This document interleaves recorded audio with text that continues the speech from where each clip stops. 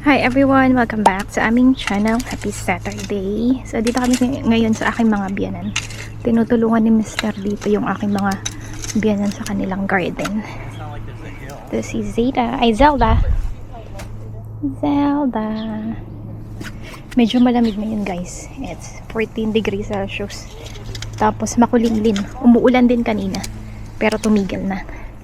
Yun si Zeta at ang aking mom-in-law lalaro ng ball.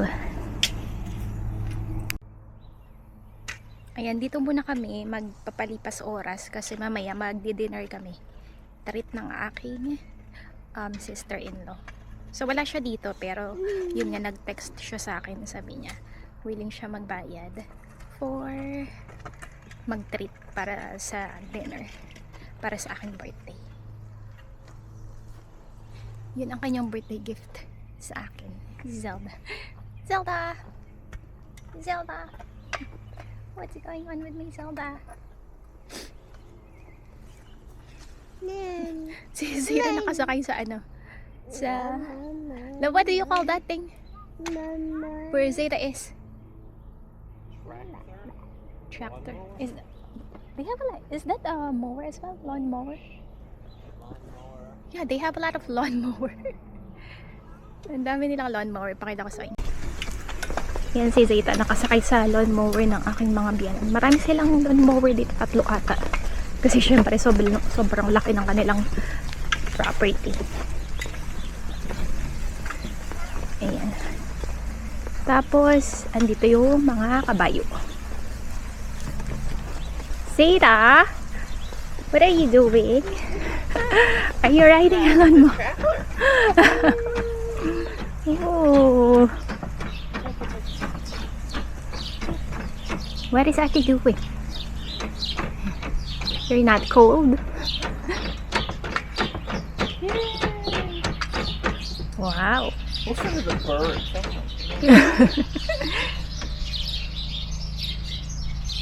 Walking. Yeah.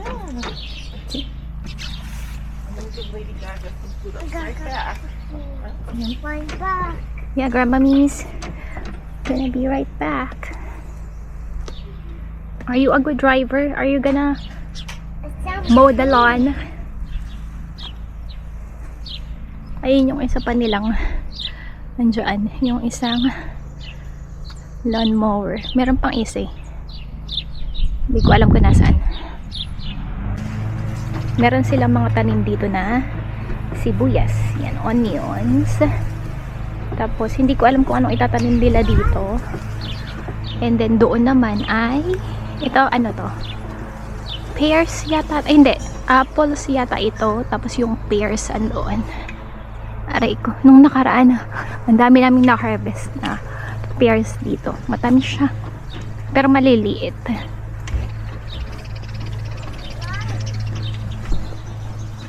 Ayan. Marami silang itatanim ngayon dahil nga spring and summer na. Dito hindi ko alam kung anong itatanim nila.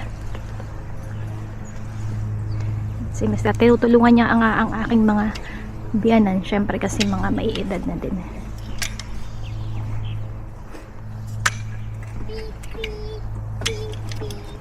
Love,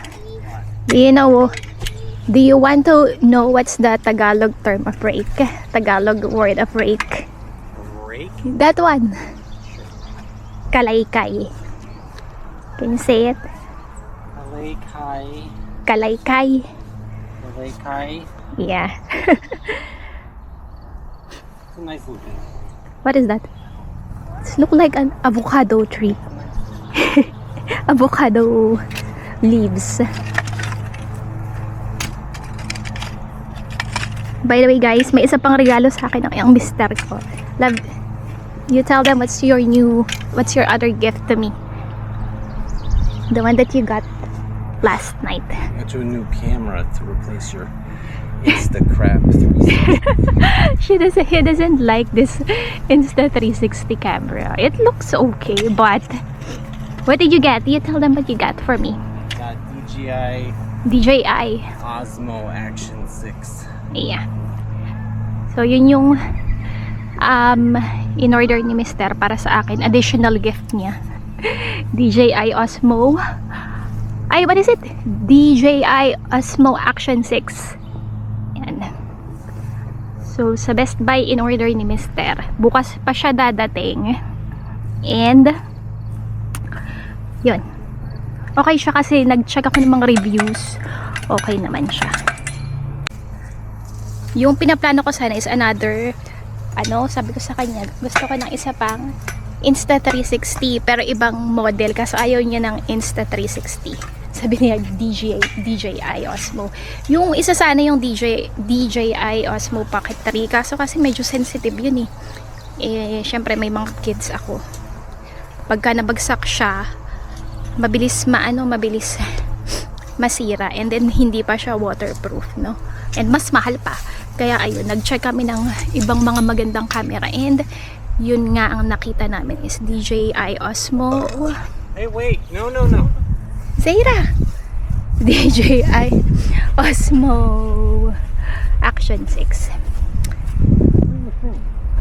Yeah, I think it's good. I keep walking on it. It's just gonna get shit. It's gonna be compacted. The whole point is don't walk. So ayan, tapos ano pa siya? Waterproof and mas cheaper. Yung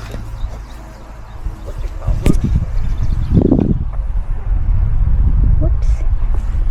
But Zelda, how you doing? Say hi. Hello. Hello. What does the duck say? Quack, quack. What does the duck say? Quack. What does the duck say? Alam niya yun eh. Pagka tinatanong ko siya, what does the duck say? Quack. Quack, quack. So anyway, yung bundle na kinuha namin, ang price niya is $400 something dollars. Quack, quack. So ayun. Kaya meron tayong bagong camera. Yun na yung gagamitin kong camera once na na-receive ko na siya. Diba? Para official. Very official. Kahit no. Konti lang naman ang nanonood. Okay lang kasi gusto ko talaga ang pag-video. Masaya akong mag-video. And nakakatuwa din na maganda yung camera na ginagamit mo. Pero minsan gumagamit din ako ng phone, pero mas feel ko nang gamitin yung yung vlogging camera. Kaya ayun, and alam naman ni Mr. na yun talaga isa sa mga gusto kong bilhin. Kaya ayun, yun na yung niregalo niya sa akin. Additional doon sa crucifix na binigay niya. Ang hirap itulak ni Zelda dito sa carriage. Ang bigat nitong carriage na ito. Pang kasi siya, pang off-road tsaka pang running. So ayun, itong camera na to, kung nanonood kayo aking mga pamangkin, ibibigay ko na lang sa inyo once na buhay kami sa Philippines next year para may magamit silang camera. Kasi yung dalawa kong pamangkin ay gusto rin nilang mag video. Oh my god. Itong stray cat dito, andito siya, pakita ko sa inyo. Ayan ayan siya, ano nga pangalan nitong stray cat na to. Inalagaan, kinupkup na rin kasi ng aking mom-in-law. Mahilig kasi siya sa mga animals. Si Grumpy. Ayan. Medyo nananakit itong pusa na ito pagka hindi ka pa niya masyado kilala. Pero okay siya tingnan, tingnan nyo. Mataba. Stray cat na mataba. Ayan. Andun lang naman siya sa malayo. Kaya, pero ayokong lumapit kasi nga ng siya, ng scratch. Andito si Zelda.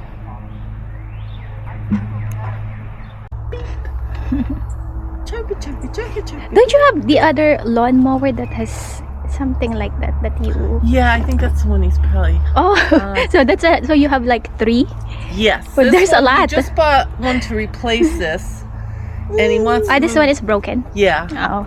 So he's gonna fix the deck and stuff and then have me use it on the paddock. And then So he has a new one, a new used one of these, same model and everything, only really low That power. one? Is that the one? The other one Yeah. there? Well, no, that one there is the one I always mow the paddock Ah. with. That one's a really cheap one, and so this will supposedly replace that one, and that one will sell to someone who just needs, you know, a cheap Cheap one, yeah. cheap lawn. If the yard is not that big. Yeah, exactly. Color? That red? A red. Yes.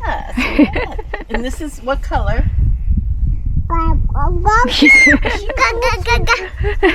can't tell. She doesn't complain. she's just sometimes does that. Oh, okay. I think go get another sweatshirt. Are you cold, Zayda? I don't think she's cold. White flower. She would normally say if she's cold, she's Oh. gonna say it's cold. Oh. Little kids have more energy. Yes. And she keeps running around, so I'm sure she's not. Go! Where's your frisbee?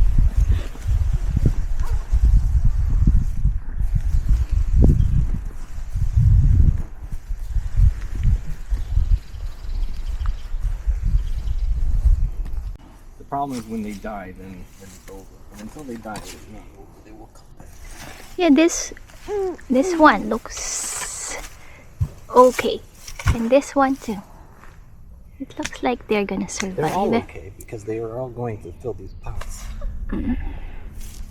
So ito yung mga bamboo ni Mr. How long has it been when you started collecting bamboos, love? I think it's 2024. So it's 2 years. 2023. Okay. Ay, 24. Yeah, so Unless all of the bamboo dies, we can always make more bamboo. They have to all die for it to be a loss. This is our only this investment. one looks good. Yun yung kanyang mga bamboos. Sa atin yung bamboos nagkalat lang sa kung saan-saan. In the Philippines, they use bamboos as a fence. Especially especially if you're in the province area. This is not that kind. Ha? This is not that kind. Different kind? This is decorative. Ah, okay. Zeta! Where's your frisbee? Go get your frisbee. Look at what Dada's doing. Do you wanna see bamboo? Bamboos. That one. What are those? Do you know what that is? This one, bamboos. Apples. Bamboos. Over there? I can't see her. It's a pointer. Say hi, guys. Hi, what happened? What happened? Dali na, you say hi, guys. Hold the camera. Say hi, guys. You shy. What's my Zelda? Say hi, guys. Ready? Hello, guys.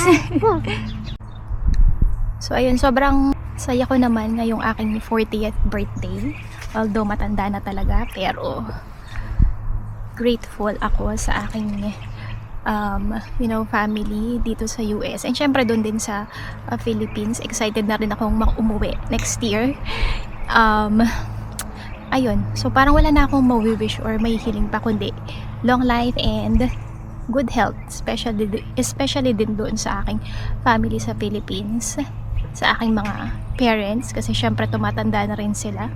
Lalo na malayo ako at ang mga kids.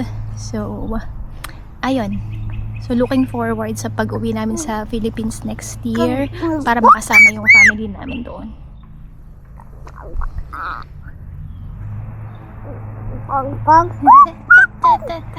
Yun lang, syempre nakakalungkot pagka malayo ka doon sa family mo, kagaya ko doon sa, dahil nga nasa Pilipinas sila, and dito ako mag-isa. Well, hindi na mag-isa syempre kasi andito na yung aking immediate family members. But before ko naman na buong family ko dito, sila talaga yung aking family. Kaya ayun, excited kaming makauwi. Next year kasama to si Zelda kasi hindi pa nila nakikita si Zelda since si Zeta naman is sa Pilipinas pinanganak. Saan ba si Mister? Chut. What are you eating? Why are you eating that?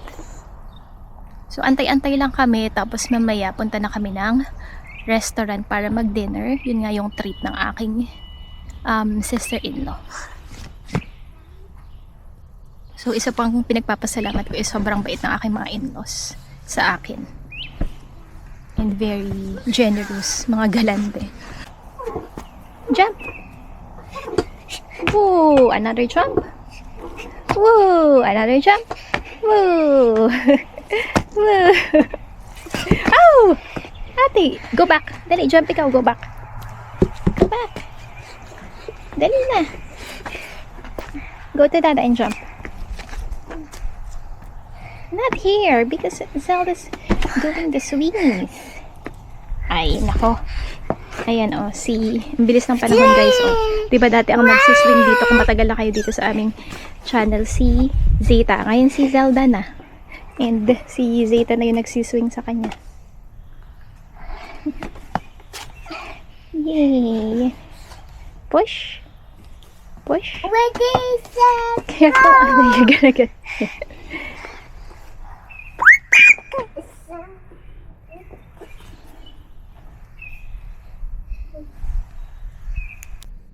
Hi! So medyo maambon guys. Kasama namin ang aking mga biyanan. I think nasabi ko na kanina ang aking mom-in-law and father-in-law para sa aking birthday dinner courtesy of my sister-in-law. Pero once again wala siya dito. Siya lang yung magbabayad or siya yung magtitreat sa amin. And ayun, inaantay lang namin sila. Pupunta kami sa steakhouse. Yun yung napag-usapan namin na pupuntahan namin. Yes, are you gonna eat steak? No, you're not yet allowed to eat steak, baby. Tapos si Zeta andun kasama ng aking mga biyanan. Tapos si Mister, nag-aayos pa siya ng kanyang mga halaman dyan. Andito kami sa loob ng sasakyan. Nanonood si Zelda ng Miss Rachel. Hi! Ang likot ng batang ito. What? What are you gonna do? Oops. Don't touch that. Don't touch that.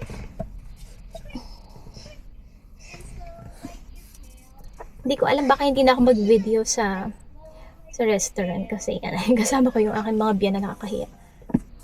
Although alam naman nila and okay lang naman sa kanila pero para na din mas 'di ba? Mas makapag-usap-usap and mas intimate ang aming dinner.